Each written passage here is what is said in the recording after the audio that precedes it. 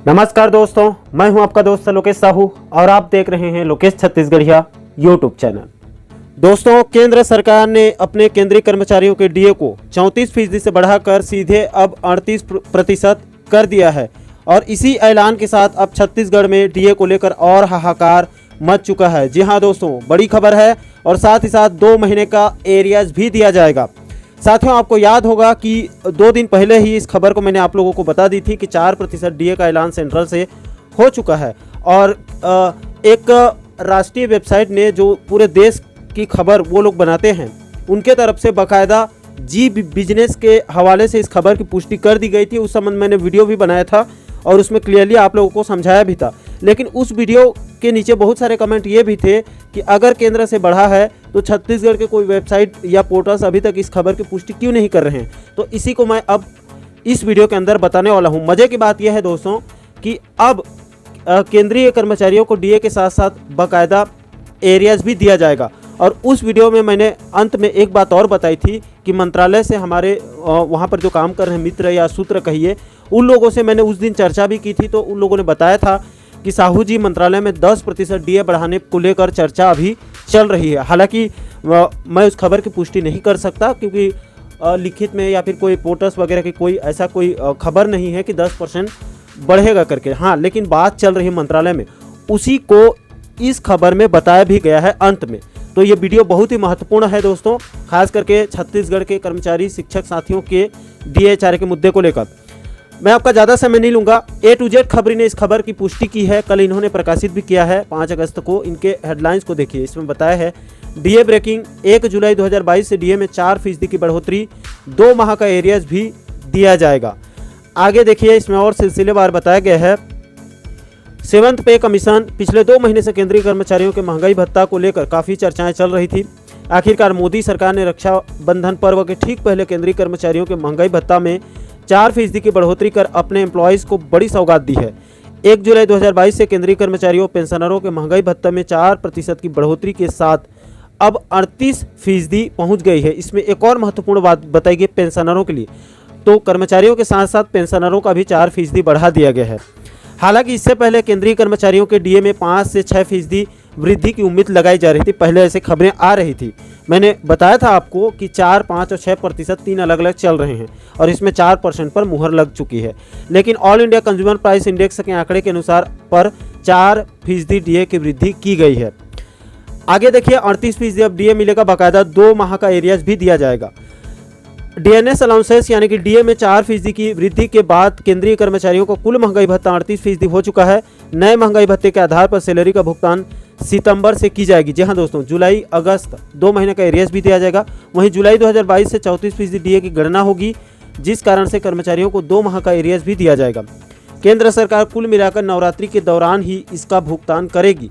केंद्रीय कर्मचारियों के महंगाई भत्ता में वृद्धि के बाद अब अन्य राज्यों के कर्मचारियों में भी महंगाई भत्ते की उम्मीद जो है वो जग चुकी है बिल्कुल।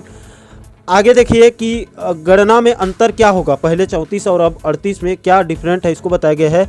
तो 7th पे कमीशन में न्यूनतम बेसिक सैलरी जिनका 18,000 रुपये है और कैबिनेट सेक्रेटरी लेवल के अधिकारी की बेसिक सैलरी 56,900 रुपये है। इन दोनों की गणना होती है अधिकतम और न्यूनतम की। तो 18,000 मूल वेतन जिनका है उनका 38% डीए के साथ कुल सालाना 8,640 रुपये इजाफा होगा 1 साल में। और मासिक बढ़ोतरी की बात की जाए तो इसमें 720 रुपये प्रति माह बढ़ेगा। वहीं 56,000 जिनका है, 56,900 के आसपास, तो उनका मूल वेतन के आधार पर 38% डीए की गणना करें तो सालाना 27,312 रुपये इजाफा होगा। महीने की बात करें तो 27,076 रुपये ये 1 माह में ये बढ़ेगा। आगे देखिए, 56,900 के बारे में और विस्तार से डिटेल से बताया गया है। तो 34% डीए में 19,340 रुपये इनका बढ़ा हुआ था और 38% में 21,622 रुपया, यानी मासिक का जो इजाफा है वो 2276। सालाना इजाफा इसमें किया गया है वो है 27,312। जिनका 56,900 है उनकी बात की गई है। और जिनका 18,000 है न्यूनतम, तो उनका 34% में 6,120 रुपया मिल रहा था, 38% में 6,840। तो मासिक इजाफा जो है वो 720 और सालाना इजाफा 8,640 रुपये है। अपने अपने हिसाब से आप सैलरी के हिसाब से इसकी गणना कर सकते हैं। और आगे जो मैं आपको बताने वाला हूँ ये है, देखिए छत्तीसगढ़ में जो डीए को लेकर घमासान छिड़ा है उसके बारे में बताया गया है। देखिए यहाँ के कर्मचारियों का हाल है बेहाल। महंगाई भत्ते के मुद्दे पर बात करें तो छत्तीसगढ़ के शासकीय कर्मचारियों का हाल बेहाल हो गया है। जी हाँ, यहाँ मात्र 22% दिया जा रहा है और 3-4 अलग अलग प्रकार के डीए चल रहे हैं। पिछले 3 वर्षों से लंबित महंगाई भत्ता और एरियर्स के लिए तरस से गए हैं। राज्य सरकार से लगातार मांग कर रहे हैं। कई बड़े आंदोलन के बाद भी यहाँ के कर्मचारियों को फुल डीए नसीब नहीं हो रहा है। वहीं आगामी 22 अगस्त से लंबित महंगाई भत्ता हेतु प्रदेश के 86 विभाग के लगभग 5 लाख कर्मचारी अनिश्चितकालीन आंदोलन पर जा रहे हैं। यह आपको भी पता है। छत्तीसगढ़ कर्मचारी अधिकारी फेडरेशन ने इसका ऐलान पहले ही कर दिया है। 22 अगस्त से हुंकार भरी जाएगी। आंदोलन में जाने से पूरी प्रशासन व्यवस्था ठप हो जाती है। सभी शासकीय कार्यालयों, दफ्तरों, स्कूलों एवं कॉलेजों में तालाबंदी हो जाती है। यदि मांग पूरा नहीं होगा तो 22 अगस्त से एक बार फिर तालाबंदी निश्चित है। और आगे बताया गया है कि जो मंत्रालय में 10% की बात की जा रही है उसके संबंध में, तो देखिए आंदोलन से पहले मांग पूरा होने की उम्मीद भी है। सूत्रों से जानकारी के अनुसार राज्य के कर्मचारियों को 22 अगस्त से पहले महंगाई भत्ता की सौगात मिलने की पूरी संभावना है। हालांकि कितनी फीसदी मिलेगी यह कहना अभी जल्दबाजी होगी, क्योंकि प्रदेश के कर्मचारियों को लंबित डीए अब 12% से बढ़कर 16% हो चुका है, जो लंबित है, क्योंकि 38% उधर बढ़ चुका है।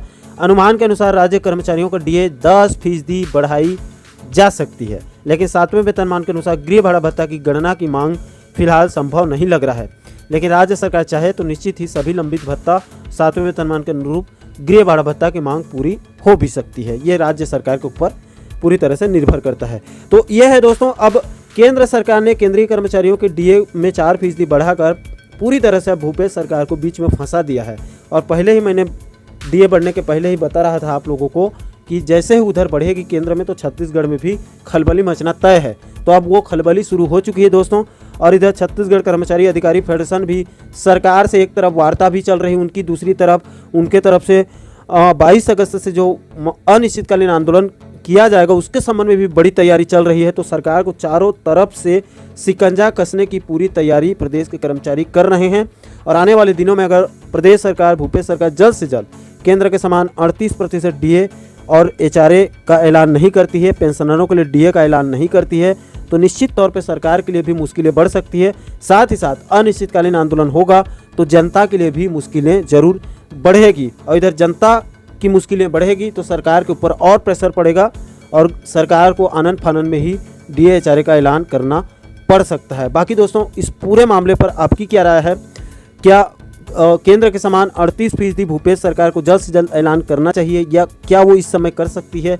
आपके जो भी विचार होंगे आप नीचे कमेंट सेक्शन में अपनी प्रतिक्रिया जरूर दीजिए। और साथ ही साथ दोस्तों, डीए एचआरए डीआर से जुड़े पल पल के अपडेट को बारीकी से समझने के लिए हमारे साथ आप जुड़े रहिए। तो दोस्तों, आशा करता हूं कि आप इस वीडियो के माध्यम से पूरे मामले को अच्छे से समझ ही गए होंगे। दोस्तों, इस पूरे मुद्दे पर आपकी क्या राय है? नीचे कमेंट सेक्शन में अपनी प्रतिक्रिया आप जरूर दीजिए। और साथ ही साथ आप आगे भी डीए एचआरए ट्रांसफर, प्रमोशन, वेतन विसंगति, नियमितीकरण के साथ साथ प्रदेश के और भी बाकी महत्वपूर्ण मुद्दों और मसलों पर वीडियो देखना चाहते हैं तो हमारे चैनल को आप सब्सक्राइब जरूर करें, ताकि हमारे सभी नए वीडियो के नोटिफिकेशन आप लोगों तक तुरंत पहुंच सके। दोस्तों, इस वीडियो में फिलहाल इतना ही। मुझे दीजिए इजाजत। मैं मिलता हूं आपसे एक और महत्वपूर्ण मुद्दे के साथ, महत्वपूर्ण टॉपिक के साथ। तब तक के लिए जय हिंद, जय छत्तीसगढ़।